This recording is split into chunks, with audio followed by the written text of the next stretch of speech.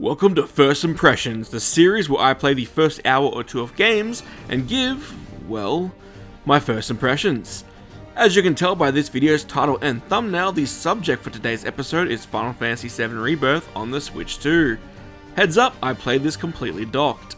Back in January, we were lucky enough to get the Final Fantasy VII Remake on the Switch 2, and it shockingly ran very well and looked amazing. Well, now we also have the second part of the remake trilogy, and Switch 2 owners have another 100 hours of content they can play either in their homes or on the go. I'll be looking at the Switch 2 demo of Final Fantasy VII Rebirth and let you guys know what I think. The first hour of the demo is pretty much the first hour of the game, but since I've already played the PS5 version, this isn't so much going to be about the game itself, but how it looks and runs. I want to get the negatives out of the way first, so I can get into the positives. First up, the game does look less sharp than the PS5 version. If you're expecting a crystal clear 4K image, I think you might be playing games on the wrong console. Some rocks and some terrain in the distance do look super low res, as well as some wooden assets, like the water tower in Nibelheim. Foliage would also pop in, but it didn't pop in and out constantly like Indiana Jones, so it's fine in my opinion. And finally, Cloud and Sephiroth's hair could get pretty damn shimmery sometimes due to the fine textures.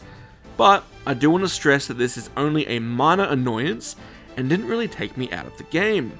For how huge the game is and for how good it still looks even with the lower frame rate and lower quality textures, my mind is still blown. Keep in mind, this game is running on a tablet 20 times smaller than the PlayStation 5. And if you want to include the dock, it's still like 4 times smaller. How about the game itself? Well, I played the full game on PS5 about 2 years ago, so I'm a little fuzzy on it as a whole, but I can tell you that if you haven't played Final Fantasy VII Rebirth yet, you are in for one hell of a treat. The game is so hype, voice acted so well, and you can easily sink 100 hours into it if you so choose. I think my playthrough on the PS5 was about 70 hours. The combat feels amazing, and while we are limited to 30 FPS on the Switch 2, to me it feels just as good as playing at a higher frame rate. I don't miss the extra frames at all. The Final Fantasy VII Remake games are actually what got me into Final Fantasy, and if you're watching this video thinking about maybe getting this and the first Final Fantasy VII Remake game on Switch 2, I heavily recommend them.